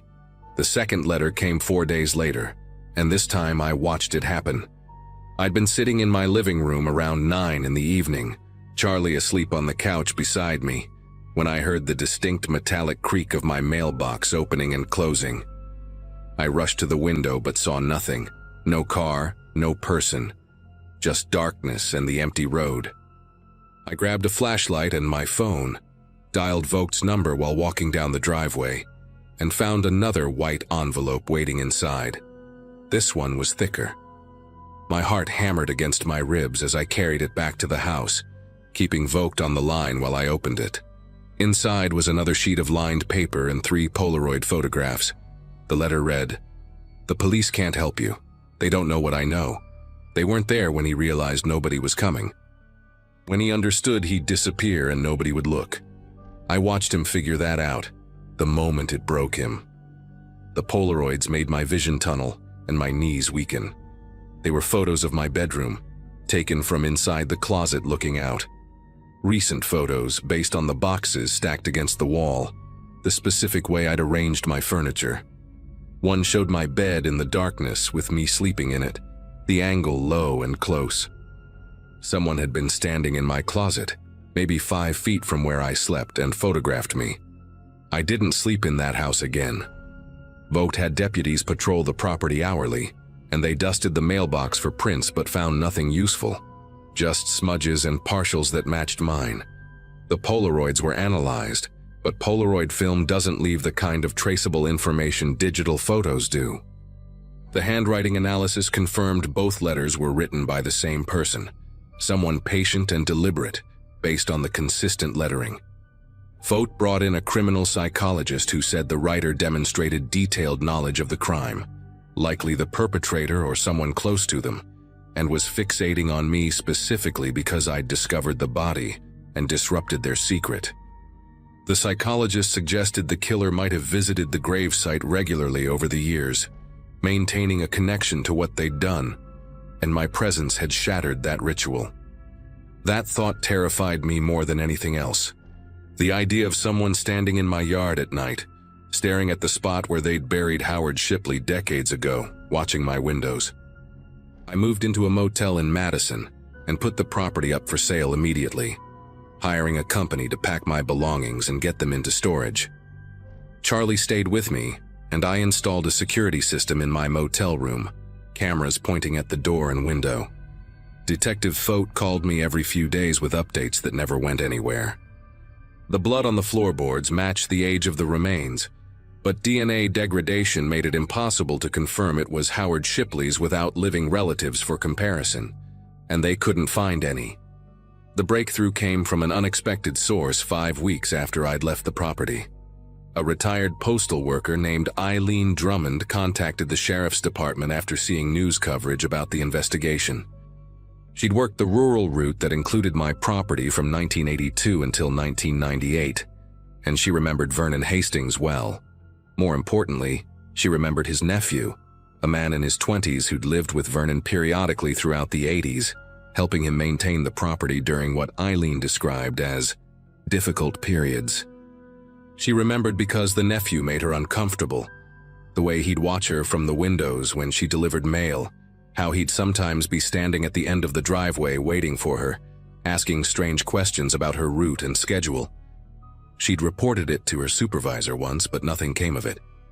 The nephew's name was Colin Hastings, and when Vogt ran his information, she found he'd been arrested twice in the 90s for stalking and harassment, served minimal jail time both instances, and had been living in a supervised care facility near Janesville since 2013 after being declared mentally incompetent to live independently. He was 61 years old, diagnosed with severe obsessive-compulsive disorder and paranoid tendencies, and according to facility records, he'd been requesting day passes every week since May, specifically asking to visit the family property in the county where my farmhouse sat. Vogt and 2 deputies went to interview Colin at the facility, and the moment they mentioned the letters, he started talking. Not confessing exactly, but speaking in circles about keeping watch and maintaining what Uncle Vernon left behind, and how I'd disturbed something that was meant to stay quiet. They searched his room with the facility's permission and found a box under his bed containing newspaper clippings about the property sale, printed satellite images of my farmhouse with dates and times written on them, and a camera loaded with Polaroid film. When confronted directly about Howard Shipley's death, Colin went silent, rocking in his chair and repeating "Uncle Vernon handled it," over and over. They couldn't get him to elaborate, but the facility director confirmed that Colin had been fixated on his uncle's old property for years, that he'd been devastated when he learned it had been sold at auction. The director also confirmed Colin had been signing himself out for supervised day passes since late spring, always requesting to go for drives in the country. The timeline matched perfectly with when I'd moved in and when the letters arrived.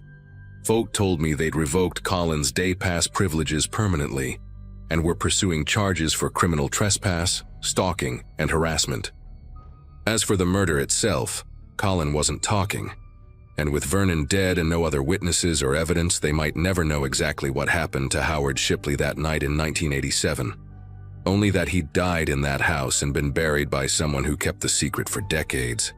I sold the property 3 months later at a significant loss, and honestly, I didn't care. The new owners were a young couple from Illinois who knew the full history and planned to demolish the house entirely and build new. I hope they did. I hope they tore that structure down to the foundation and started completely fresh, erasing whatever happened in that bedroom all those years ago. I moved to an apartment complex in downtown Madison, 3rd floor, with neighbors on all sides and security cameras in every hallway. Charlie adjusted better than I did, though he still sometimes stares at closed doors in a way that makes my chest tighten. I sleep with my closet door open now, always, and I've installed motion sensor lights in every room. Vogt told me last month that Colin had been transferred to a more secure facility after he tried to leave during a group outing, saying he needed to check on the property. The case of Howard Shipley's murder remains officially open, but realistically cold. Sometimes I wonder if Vernon actually killed him, or if Colin did it and Vernon helped cover it up, or if it was something else entirely that I'll never understand. What I do know is this: someone died alone and terrified in the room where I tried to sleep, and another person held on to that knowledge like a treasure for 37 years, visiting it, protecting it, obsessing over it until I accidentally dug it up and shattered their sick little ritual. I don't go near rural properties anymore. I don't even drive through the countryside if I can help it, and every time my mailbox creaks open, my whole body tenses, waiting for another white envelope that I know, logically, can't come anymore, but that some part of me will always be expecting.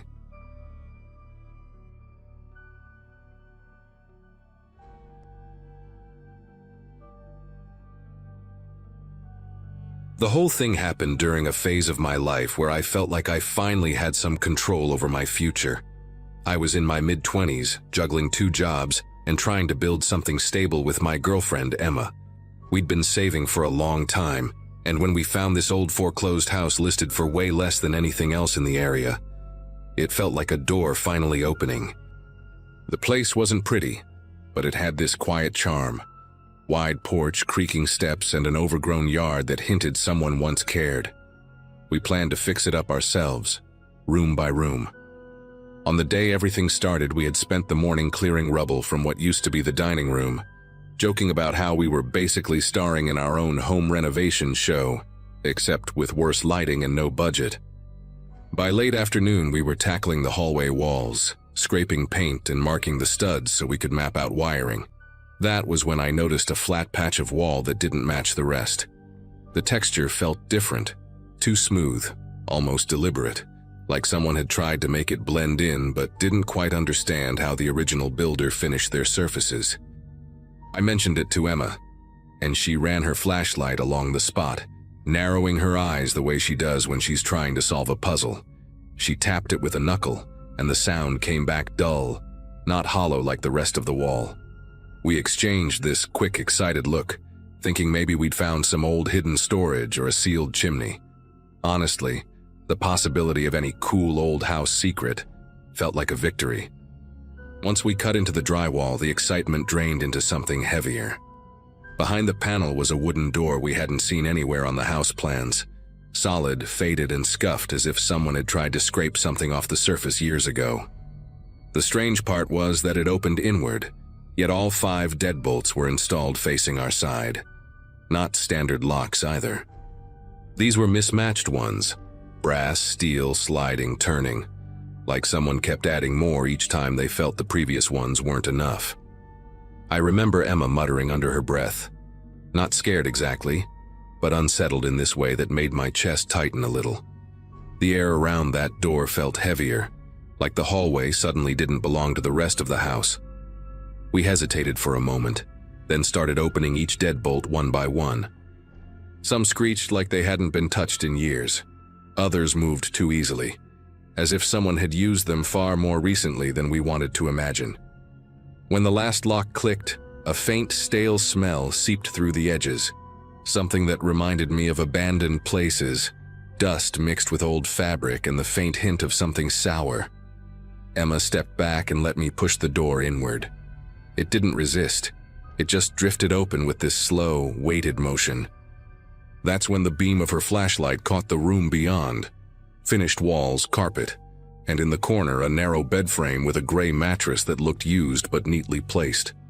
Right beside it sat a bucket and scattered food containers on the floor, stacked in a way that suggested someone had been trying to keep things organized, at least for a while. Standing in that doorway, I felt caught between curiosity and a kind of cautious unease I hadn't expected. The room didn't look abandoned in the usual sense. There were no cobwebs, no layers of thick dust, no sign that time had completely taken over. The mattress had a slight dip in the center, the kind that comes from someone lying in the same position night after night. The food containers were mostly instant noodles and canned beans, the kind you'd stash if you didn't expect to leave a room for a while. Emma ran her flashlight along the walls and found faint scratch marks near the floorboards, thin lines that trailed from one side of the room to the other, like someone had dragged something repeatedly. I stepped inside slowly, careful where I placed my feet, trying to absorb every detail without touching anything. The strangest part was how intentionally ordinary the room seemed, despite the situation. There was a single folding chair in the corner, angled toward the bed, and above it an outlet with an extension cord still plugged in, leading nowhere. The cord had been cut cleanly, leaving just frayed copper ends. The carpet had an odd rectangular imprint near the center, as if a piece of heavy furniture had once been there, but had been removed deliberately. Emma whispered my name, pointing to a small pile of notebooks stuffed beneath the bed. They weren't hidden well, more like someone had shoved them there in a hurry. I crouched down and pulled one out carefully. The cover was a dull blue, the kind you'd buy in bulk during school sales, but what caught my attention was the uneven pressure marks on the front, as if it had been gripped tightly. We opened the first notebook together, half expecting to find empty pages or something mundane. Instead, the entries were short, scattered messages written in different pen strokes, some shaky, others more controlled. Most entries didn't include dates, just fragmented sentences like, "Still here," "Quiet again," and "Can't hear him today." One page had a rough sketch of the room itself, drawn from the bed's perspective, showing the door with all the bolts illustrated in detail. Whoever wrote this had spent a lot of time staring at that door, memorizing every latch. As I flipped through more pages, Emma pointed out one section where the handwriting changed drastically. Longer entries, more frantic loops and underlines. One line repeated 3 times. "He checks at night." The way the ink bled a little made it seem like the writer pressed down too hard, like the message mattered more than the space left on the page. Emma wandered toward the corner opposite the bed and found something that made both of us step back instinctively. There were faint footprints on the carpet, just the outlines darker than the surrounding fibers. Not fresh, but not old enough to blend in. They faced the bed, perfectly aligned, spaced like someone had stood there for long periods without shifting. I felt this creeping awareness that the room wasn't just a leftover secret, it had been used with purpose. The deadbolts outside suddenly made more sense in the worst possible way. Someone had stayed here, someone had been kept here, and someone else had checked on them.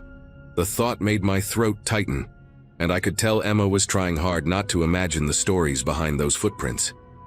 She whispered that we should call someone, but I wanted to search a little more before involving authorities, hoping for some logical explanation that wouldn't spiral into something darker. I moved toward a small built-in cabinet on the left side of the room, something we hadn't noticed at first because it blended too well with the paneling. The handle was worn unevenly, like someone with anxious hands had gripped it countless times. When I opened it, the stale smell intensified. Inside were 3 more notebooks, a stack of disposable utensils, and crumpled wrappers that had been flattened carefully, as if someone tried to keep them orderly. On the top shelf, hidden beneath a folded t-shirt, sat a cheap flip phone with its battery removed. Emma stepped closer, her voice barely above a whisper, asking why someone would keep a phone but remove the one thing that made it useful. The whole setup felt like a strange mix of isolation and preparation, as if the person trapped here believed they might get a chance to leave, but also understood that chance didn't come often. We didn't even notice how quiet the house had become until a thud echoed somewhere above us. It wasn't loud, but it was distinct, like a heel hitting old floorboards.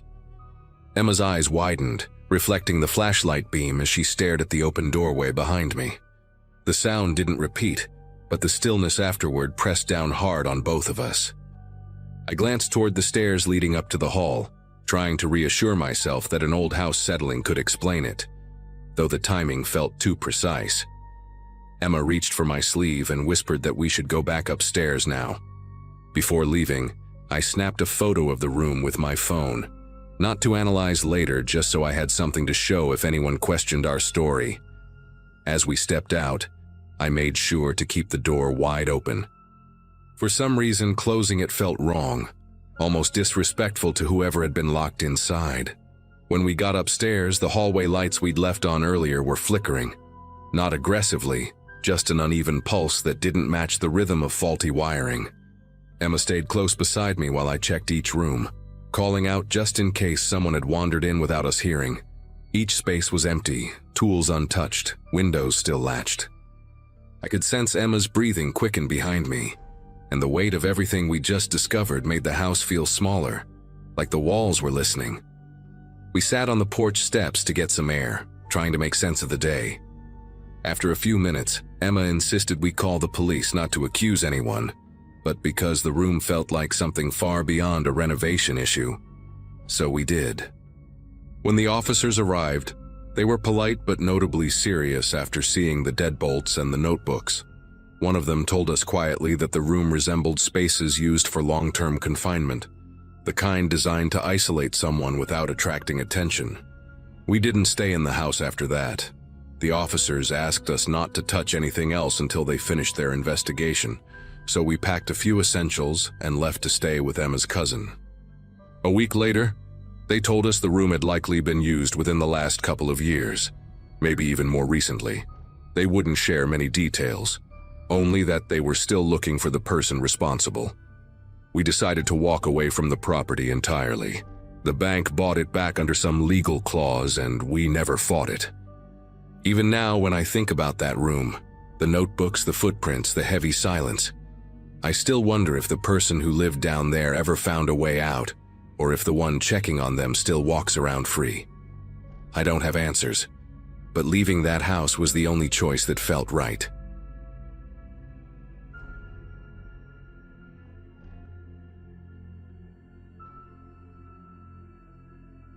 Moving into that basement apartment felt like the closest thing to independence I'd managed in years. I was juggling research work, late-night writing sessions, and a fellowship that barely covered anything, so finding a place that didn't look like it might collapse was already a win. The house had this old charm that was hard to describe: peeling white paint, narrow stairways, and a weird floral smell that seemed baked into the walls. My landlord, a tall guy named Harold, had walked me through the space quickly, rushing past one tiny door in the corner and muttering that it was for building maintenance only. I didn't give it much thought at the time. I just needed a quiet place where I could sleep without the sound of undergrads partying a floor above me. The first couple of days passed without anything unusual. The apartment wasn't big, just a narrow kitchen, a small sitting area, and a bedroom with a window barely the size of a shoebox. Every sound echoed strangely down there.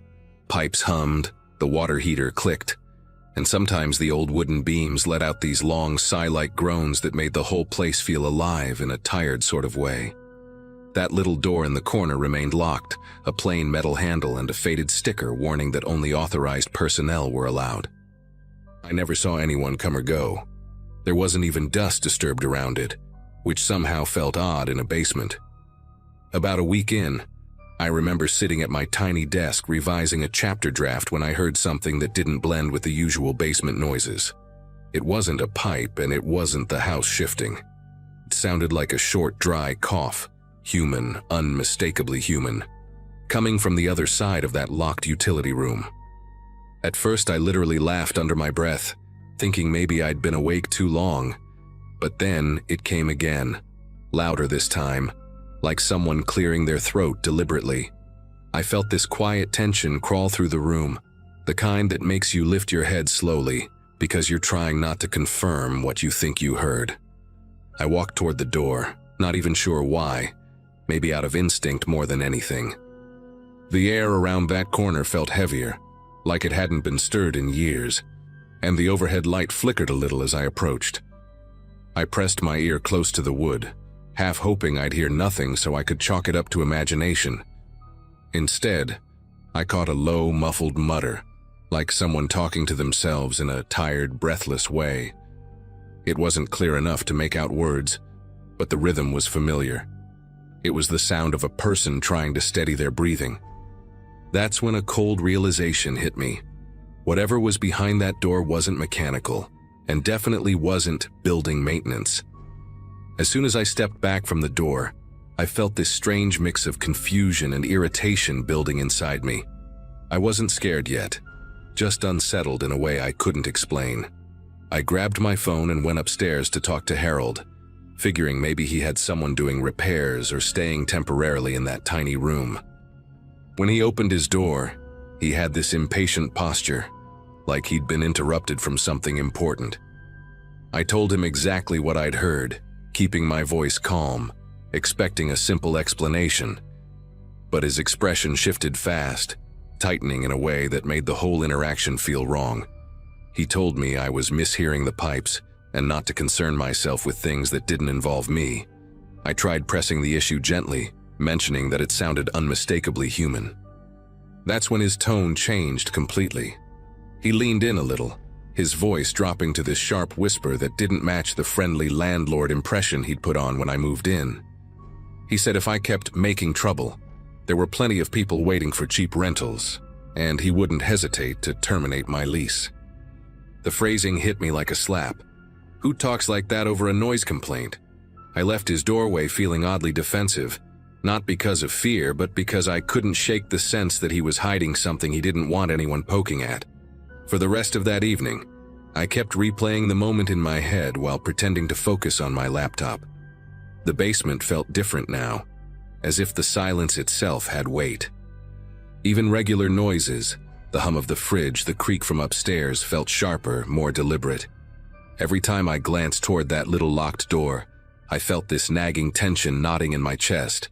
I kept telling myself I wouldn't go near it again. But when the house settled after midnight and that faint cough drifted out once more, just a single strained exhale, any resolve I had dissolving instantly. Instead of approaching the door this time, I turned off all the lights and sat quietly on my bed, listening. The sound came again, a short, dragging breath, followed by a rasp like someone trying to speak through dryness. It wasn't frantic or loud. It had this drained quality, as if whoever was in there had been in that state for a long time. That thought alone sent a current of unease through me. I couldn't shake the feeling that whoever it was wasn't supposed to be there, or worse, couldn't leave. I stayed awake for hours, waiting to hear movement or footsteps, but nothing else came. Just the memory of that sound looping in my mind, refusing to fade. By the next morning, my nerves were running on autopilot. Every small task, making coffee, packing my bag, locking the door behind me, felt mechanical, like my mind was somewhere else entirely. During the day on campus, I kept zoning out in the middle of conversations, picturing the layout of that utility room. It didn't make sense. The room couldn't have been larger than a walk-in closet, and there was no reason anyone should be inside it. By late afternoon, I'd convinced myself I needed to check it again, not to confront anything, but just to reassure myself that the noise had been some weird plumbing quirk. I returned home earlier than usual, hoping the quiet would make things clearer. The basement had that same cool stillness it always did, but standing at the bottom of the stairs, I swear the air carried a faint trace of something, like old laundry mixed with stale breath. I walked slowly toward the corner, feeling my pulse pound in a way I couldn't control. I leaned close to the door again and didn't hear anything at first, just silence. I must have stood there for a full minute before something brushed softly against the other side. A gentle shuffle, like fabric moving across concrete. It wasn't loud, but it was deliberate. That tiny sound felt like confirmation of every suspicion I'd been denying since the first night. I backed away and went straight upstairs to confront Harold again, not caring if he got irritated. When he opened the door, he had this rigid posture, as if he'd been expecting me. I told him plainly that someone was inside that utility room and that it wasn't safe or normal. His reaction was instant. His face flushed, and he stepped forward, blocking the doorway with this tense stillness that made my instincts light up in alarm. He repeated the same threat as before, telling me he wouldn't tolerate accusations, and that tenants who couldn't respect boundaries didn't get to stay. There was something almost rehearsed about the way he said it. I didn't bother arguing. I turned around and left, but a new dread had settled in. If he was this protective of that door, then whatever was behind it wasn't just a problem. He was actively covering it up. That night, I made a decision. I packed my essentials, shoved everything into my car, and slept in the back seat outside a 24-hour diner. It wasn't comfortable, but at least I could rest without listening for coughs and whispers. The next morning, I returned only to give Harold my keys. I didn't explain anything, and he didn't ask. He just took them with this rigid expression that told me he was relieved to see me go. I moved into a new place within a week, and even now I sometimes think about that locked door. I've convinced myself someone was living in there, someone who wasn't supposed to be. I never found out who they were or why Harold hid them, but the sound of that weak, dragging breath still echoes in my memory whenever I walk past a closed door in an old building, and I've never rented a basement apartment again.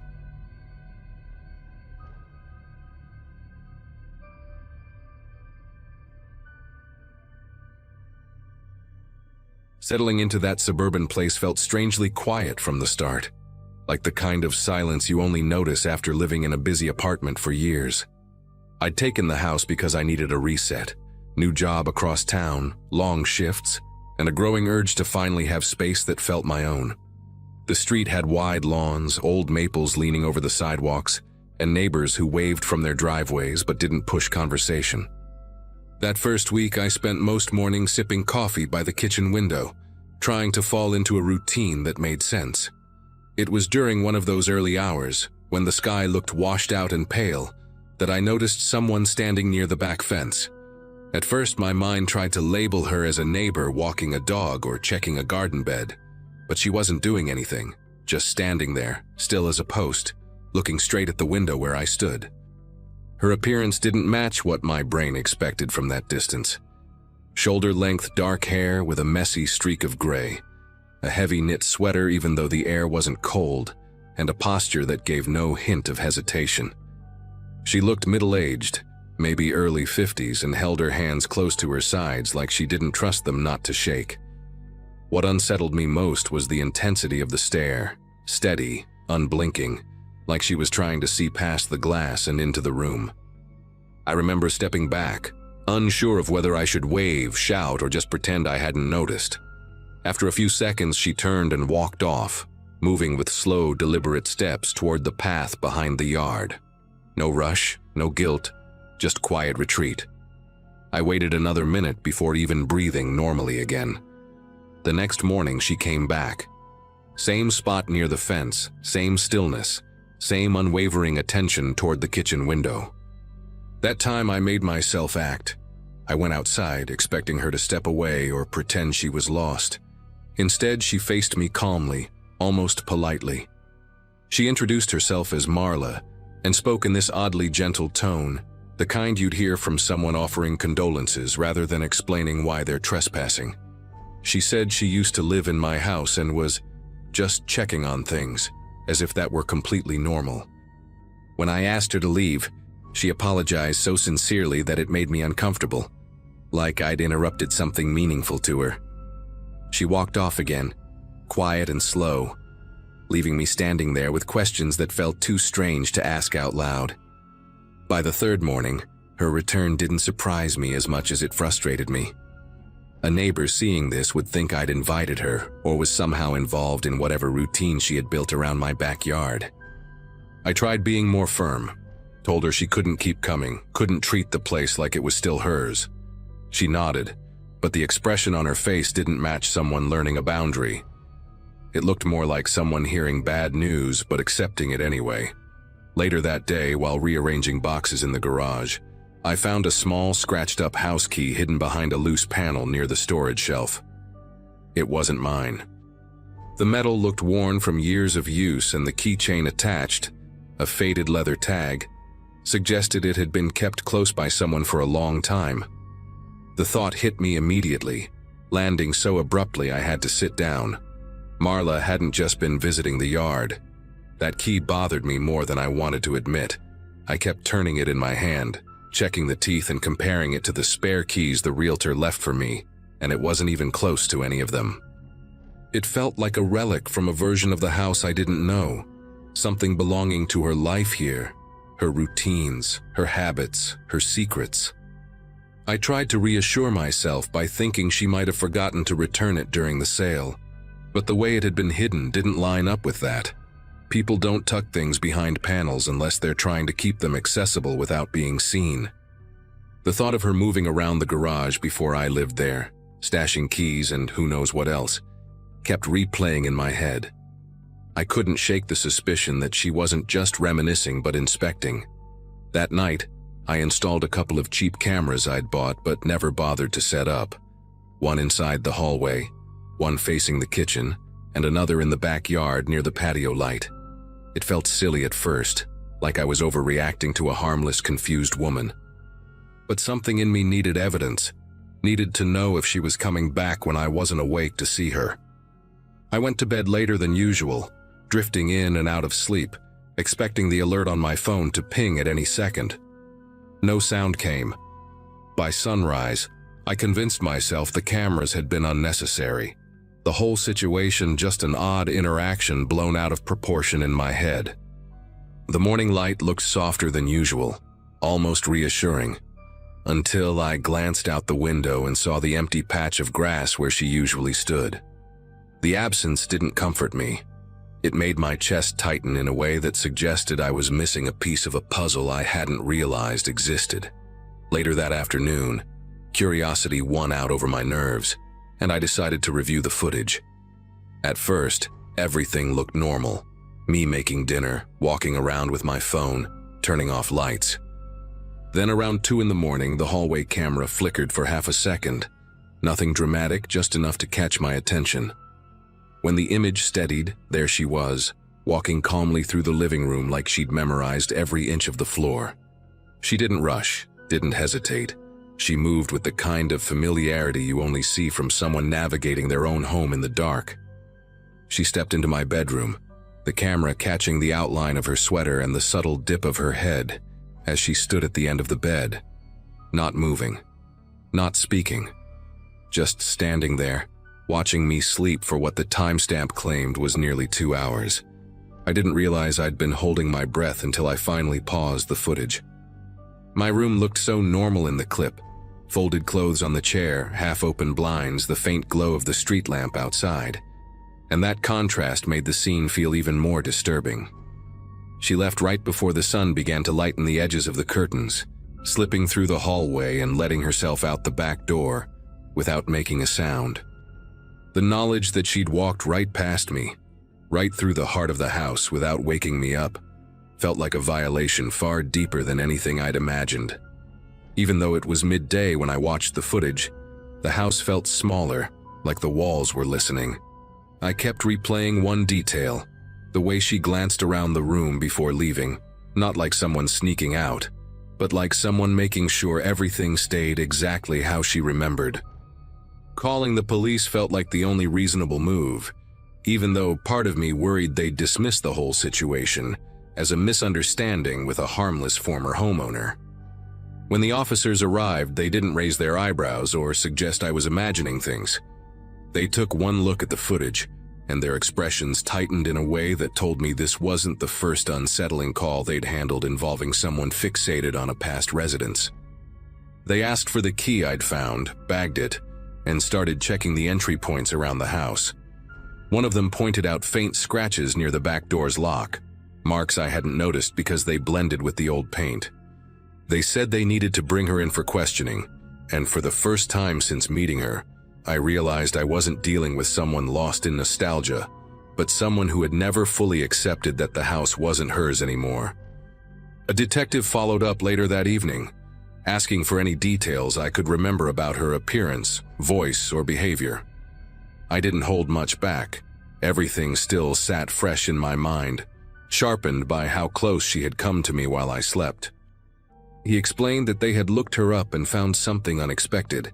She had legally sold the house 3 years earlier, but never updated her address, never changed the pattern of visiting, and had maintained access to several other properties she'd previously owned.